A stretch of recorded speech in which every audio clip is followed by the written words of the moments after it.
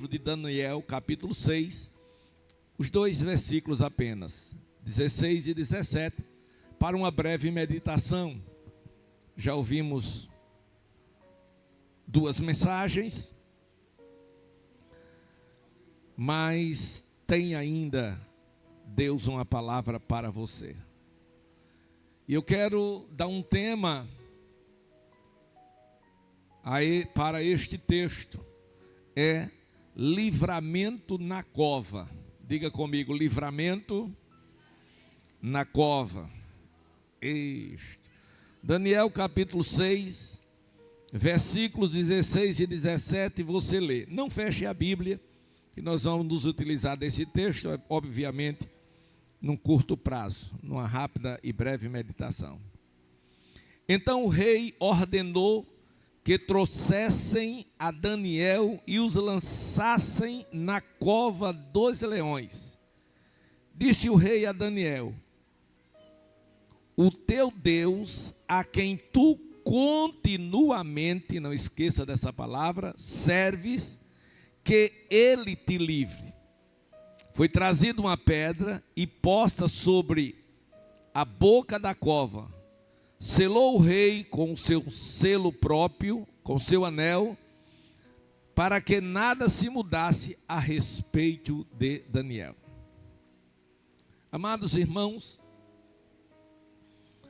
o nome Daniel, no hebraico, significa Deus é meu juízo. Isso reporta o seu caráter e diz muito sobre o próprio. Ele estava na Babilônia, até então era o poder maior da época.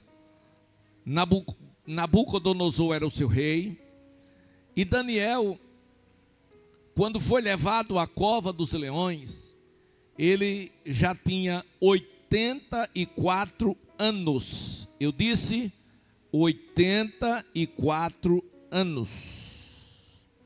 E ele entrou naquele país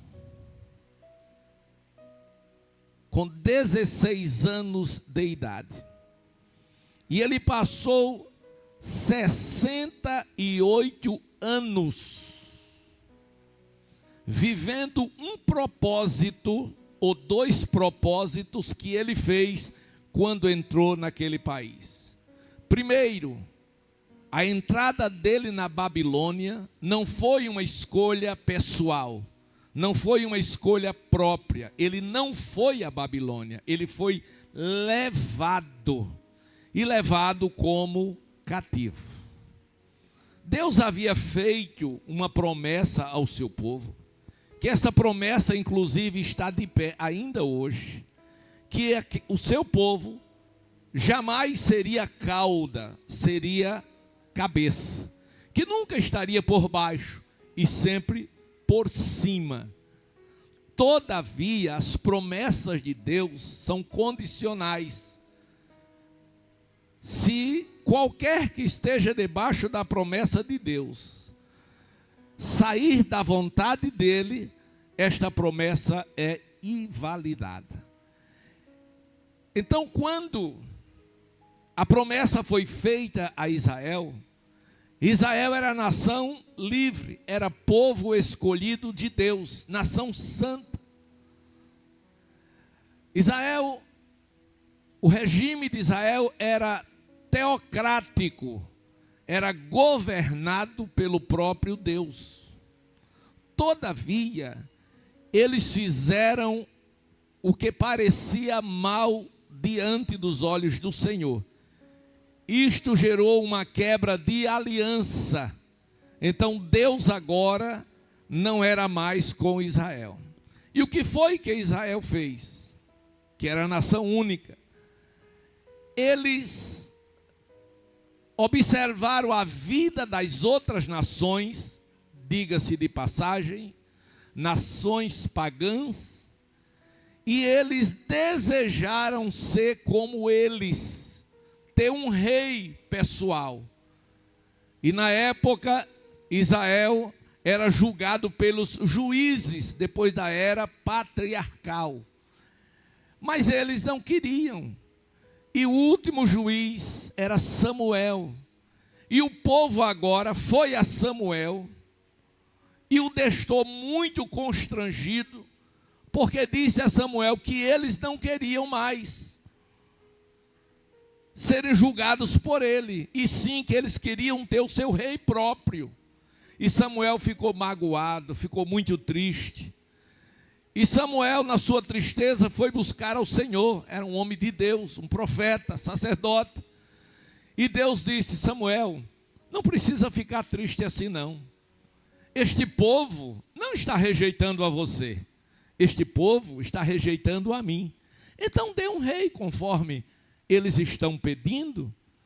E aí veio o primeiro rei de Israel, que foi Saul. E Saul governou 40 anos até que pecou, saiu dos caminhos do Senhor. E Deus tomou o reino de Saul e deu a Davi.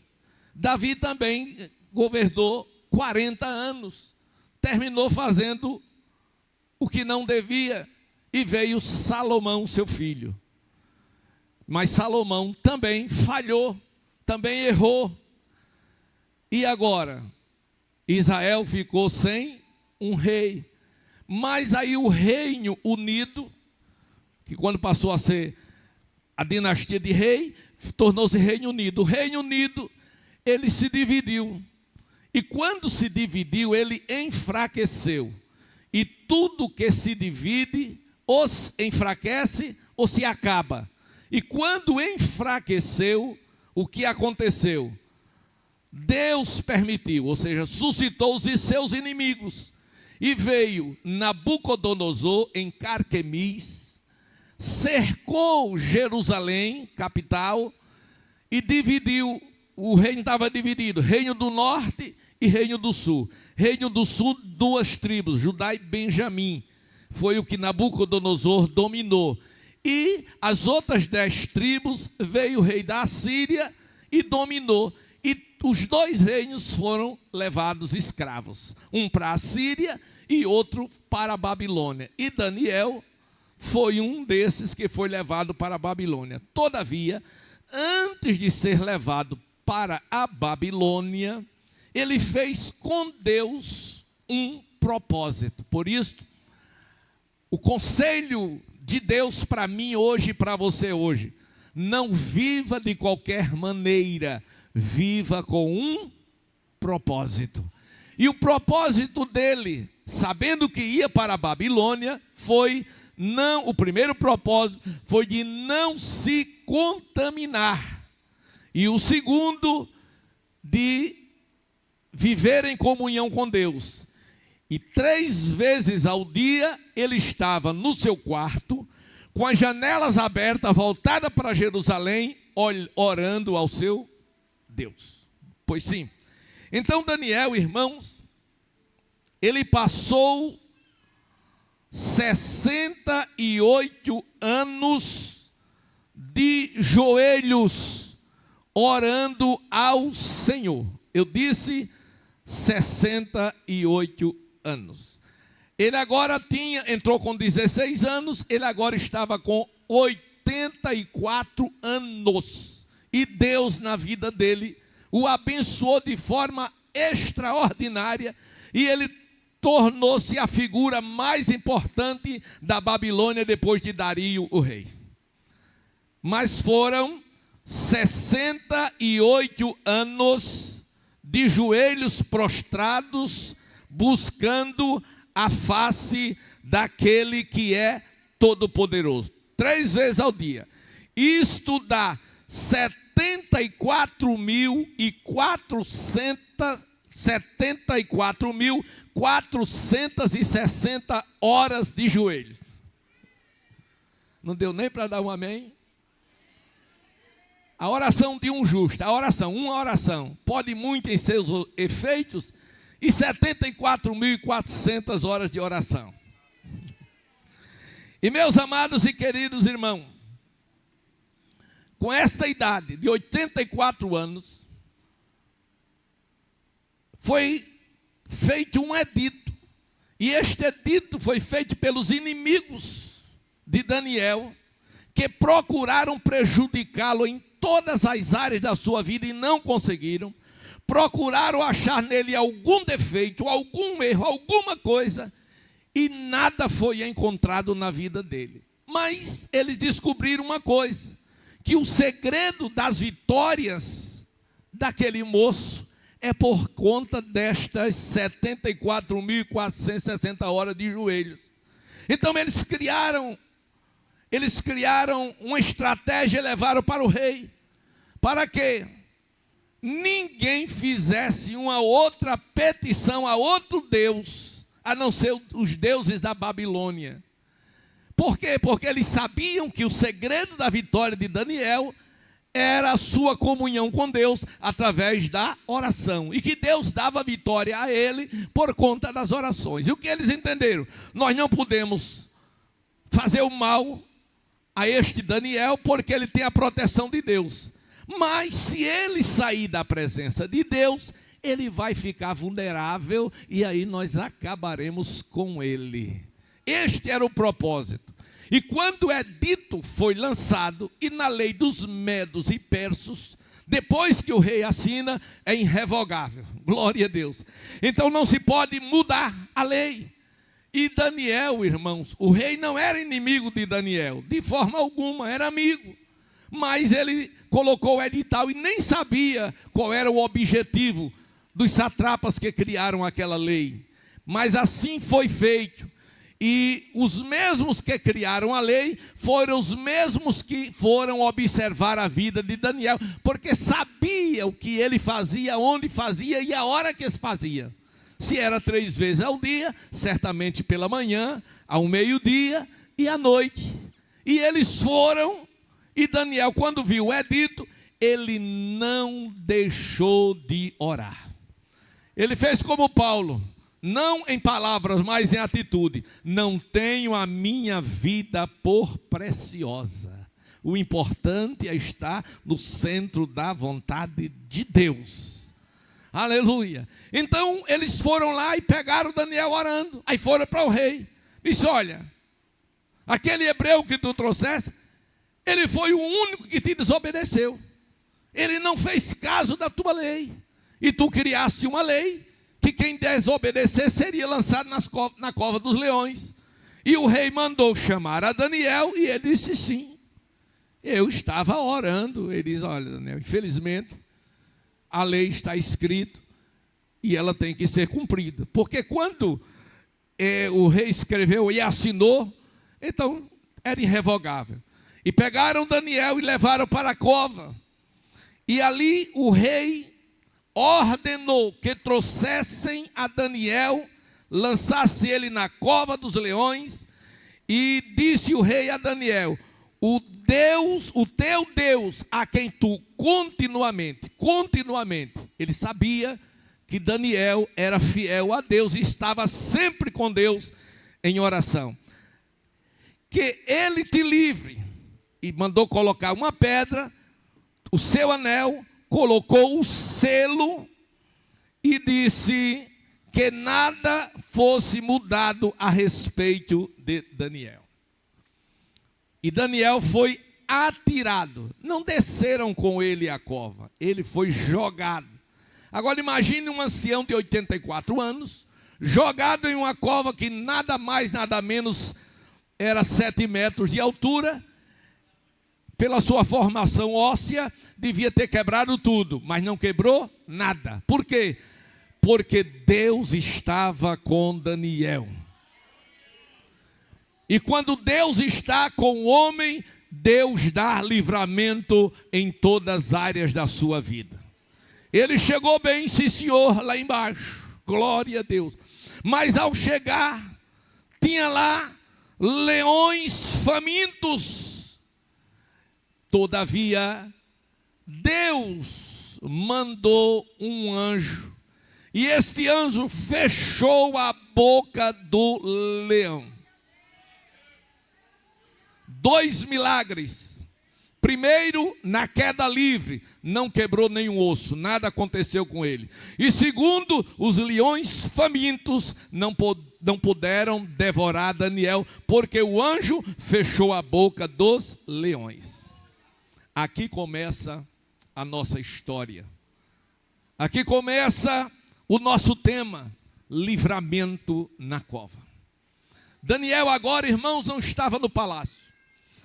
Daniel agora não estava governando. Daniel agora estava em uma cova. Literalmente, aquela cova de leões era subterrânea, tinha uma abertura na parte superior, foi colocada uma pedra na abertura, foi selada com o selo do rei, não podia ser aberto e ninguém podia tirar aquela assinatura. Ou seja, era um caso perdido, era um caso esquecido, aqui embaixo, pelos homens, mas não era esquecido pelo Todo-Poderoso que estava lá nos céus. Aleluia. O salmista diz: pode uma mãe, pode, princípio de possibilidade, pode uma mãe que amamenta se esquecer do seu filho que amamenta. Todavia, eu, o Senhor, não me esquecerei de ti. Escute, Deus não se esquece de você. Os mínimos detalhes da tua vida, Deus se lembra. Então aquela cova era um lugar de morte, mas foi no lugar de morte que Deus deu vida. Espiritualmente, essa cova significa lugar de adversidade, lugar de lutas, significa lugar de terror e de morte. Todavia, não importa o lugar aonde você se encontre, o importante é com quem você está neste lugar. Se você está livre com o Senhor, glória a Deus por isso. Se você está preso com o Senhor, faça como Paulo nas masmorras de Filipe. Cante louvores a Deus, que Deus manda terremoto. Se está na cova, Deus manda anjo e fecha a boca de leão. Se está no fogo, o Senhor Jesus chega e você passa por dentro do fogo, glorificando ao nome do Senhor. Então, espiritualmente, que é o nosso objetivo, espiritualmente, a cova representa o auge de um problema que você não pode dele se livrar. Um grande problema como do rei Ezequias, que foi acometido de uma enfermidade mortal, sem cura, uma doença incurável. Glória a Deus. Todavia, como se não bastasse a sua dor, luta e sofrimento por uma doença incurável, Deus mandou um profeta, a saber Isaías, adentra o palácio e chega para o rei, profetiza o que Deus havia dito: põe em ordem a tua casa, porque morrerás e não viverás. Ora, parecia um contrassenso. Quem está numa situação daquela precisa de uma palavra de consolação. Precisa de alguém que diga: Deus disse que vai lhe curar. Deus disse que vai resolver o teu problema. Mas essa não foi a mensagem que Deus mandou. Deus disse: põe em ordem a tua casa, porque morrerás e não viverás. Deu a mensagem e saiu. E só quando ele saiu, o rei não aceitou aquela mensagem. Escute, não aceite nenhuma mensagem que traga para você perdas, derrotas e morte. Mas pastor, veio de Deus. Sim, veio de Deus. E Deus muitas vezes faz coisas não para nos destruir, mas para provar a nossa fé. Então a fé de Ezequias estava sendo provada. Deus não queria que ele morresse. Deus queria que ele vivesse, mas que ressuscitasse o homem espiritual que havia dentro dele. Porque muitas vezes estamos vivos fisicamente, mas estamos mortos espiritualmente. Muitas vezes estamos dentro da casa de Deus, dando glória a Deus e aleluia, mas dentro de nós estamos passando por momentos de tristeza, de mágoa, de angústias, de derrota. A vida não tem mais sentido para você, e você está desesperado, e você agora perdeu a vontade de ler a Bíblia, perdeu a vontade de orar, e diz: eu não sei mais, a minha vida não tem valor. Tem valor sim. Deus quer ressuscitar o homem espiritual que há dentro de você.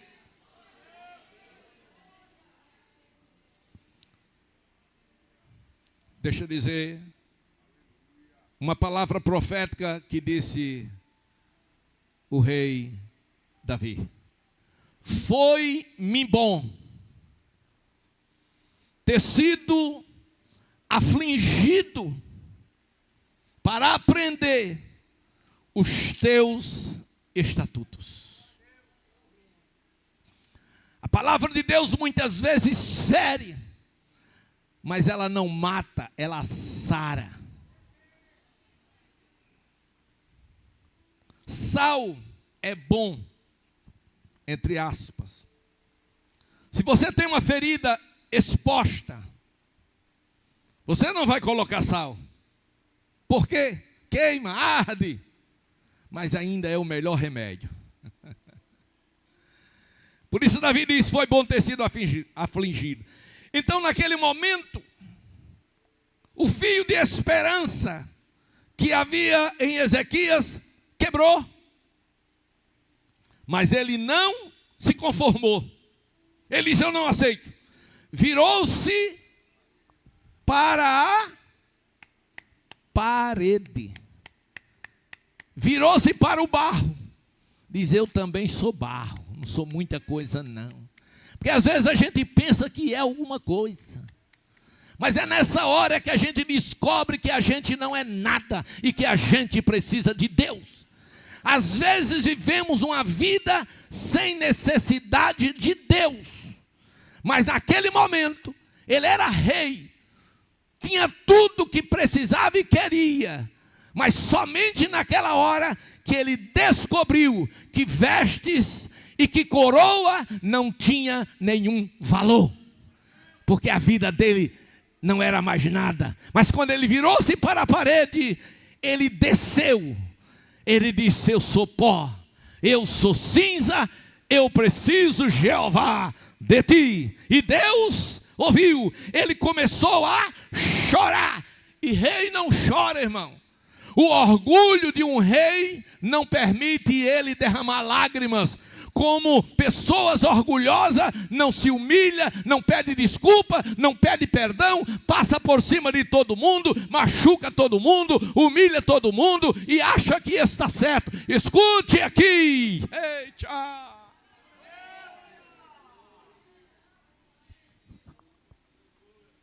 Olha para quem está perto de você. Diga: você é só pó.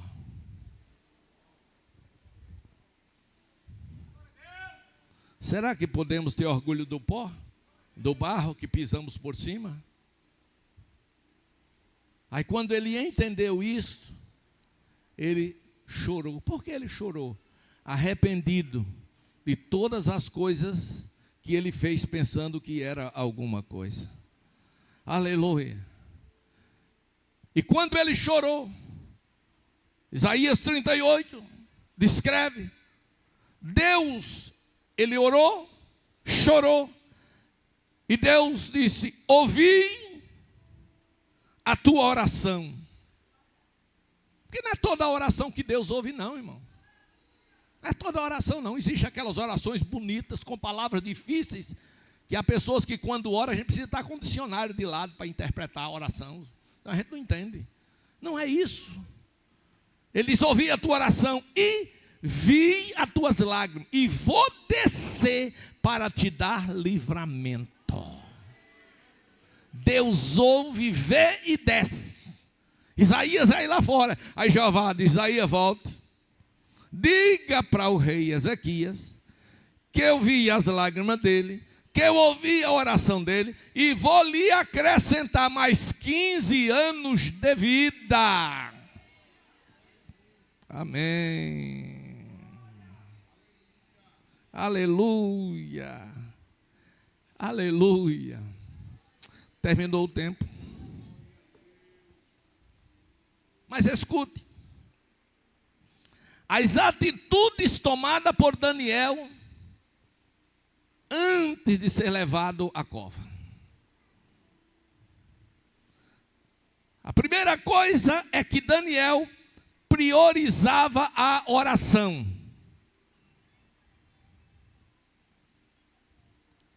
Paulo, escrevendo aos Efésios, diz: orando em todo o tempo, com toda a oração e súplica no Espírito, e vigiando nisto, com toda perseverança e súplica por todos os santos. Daniel mantinha permanentemente comunhão com Deus pela oração. Ele expressava a sua gratidão para com Deus, pelos privilégios recebidos naquele país. Ele apresentava a Deus todos os seus problemas. Então ele era um moço crente. E por isso, na hora da tribulação na sua vida, ele não estava só. Deus estava ali, na presença dele. Aleluia. Porque muitas vezes a gente só lembra de Deus quando está no aperto. Na hora que o caibo principal da casa instala, a gente, meu Deus! E antes, nunca. Mas agora, irmãos, encontramos Daniel numa cova. E na cova parecia que ele estava sozinho. E eu quero dizer que muitas vezes parece que nos abandonaram. Parece que todos os problemas que vieram sobre nós nos encontramos sozinhos. Isso não é verdade. A promessa de Deus está de pé. Eis que estou convosco todos os dias até a consumação do século. Parecia que ninguém tinha controle da situação. Ele estava lá no fundo do poço. Ninguém podia escapar daqueles leões famintos. E o diabo, irmãos, runge como leão, buscando a quem possa tragar, mas não pode tragar você que está nos braços do Senhor Jesus Cristo de Nazaré. Daniel não tinha como sair daquela cova, como muitas vezes você não tem como sair dos problemas que você está atravessando. Quantas vezes a porta fica fechada, quantas vezes a porta fica selada, quantas vezes os problemas não têm saída. Olha para a direita, não tem saída, para a esquerda não tem saída, para a frente não tem saída, para a retaguarda não tem saída. E agora? Aí o Senhor diz, olha para cima, porque é de cima, é de cima que vem o teu socorro. A sentença para Daniel era de morte, mas a sentença de Deus era de vida. Então é mais importante observar a sentença de Deus do que a sentença do homem. Aleluia. Daniel passou várias horas naquela cova. Aleluia. Foi jogado, aleluia, no início da noite e ficou até o amanhecer de um novo dia. O salmista, no Salmo 30, versículo 5, ele disse: o choro pode durar no período de uma noite, mas a alegria vem ao amanhecer. Eu costumo dizer, entre um dia e outro há uma noite no meio, e nesta noite no meio Deus manda anjos que estão ao nosso serviço para nos dar vitória. Vitória, vitória, vitória. O que é vitória? Vitória é o ato de derrotar o inimigo em uma batalha. Então só pode ter vitória quem tem batalha. Só pode ter vitória quem tem luta. Glória. Eu não sei qual é a tua luta, Deus o sabe. Aleluia. Mas para você ter vitória, tem que ter luta. E sabe, deixa eu dizer uma coisa que talvez você nunca ouviu. O céu é lugar de vencedores. E para vencer, tem que ter inimigo. Se você não tem ninguém como seu inimigo, você não é um vencedor. Aleluia. Mas como você e eu, nós temos muitos inimigos, nós somos mais do que vencedores.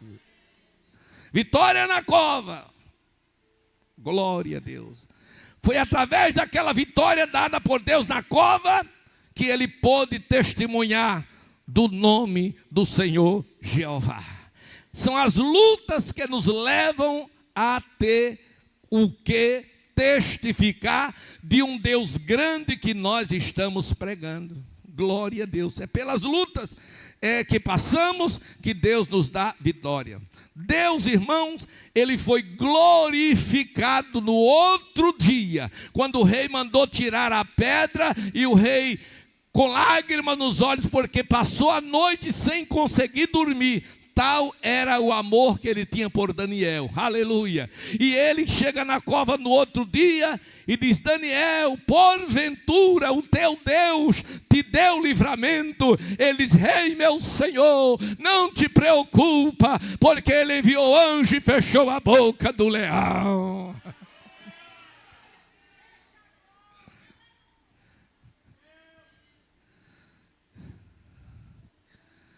Precisamos vencer os nossos inimigos, visíveis e invisíveis. E nós temos os 3 maiores inimigos nossos: o mundo, Satanás ou o diabo e a carne. Esses 3 inimigos lutam todos os dias e o dia todo, não tira férias nem descanso para nos derrotar. Mas até aqui o Senhor tem nos ajudado e vai continuar nos ajudando até o arrebatamento da igreja. Deixa eu concluir dizendo: Deus foi exaltado no amanhecer de um novo dia. Deus foi glorificado. Os seus inimigos puderam ver o que Deus fez com Daniel naquela cova. Deixa eu dizer, assim como esteve Daniel na cova dos leões, podemos também hoje estar na cova das tribulações, das decepções, das lutas, todos os dias. Mas de uma coisa temos certeza: levantaremos, sairemos, arvoraremos pendão e cantaremos: só o Senhor é Deus, só o Senhor é Deus. Fiquemos de pé.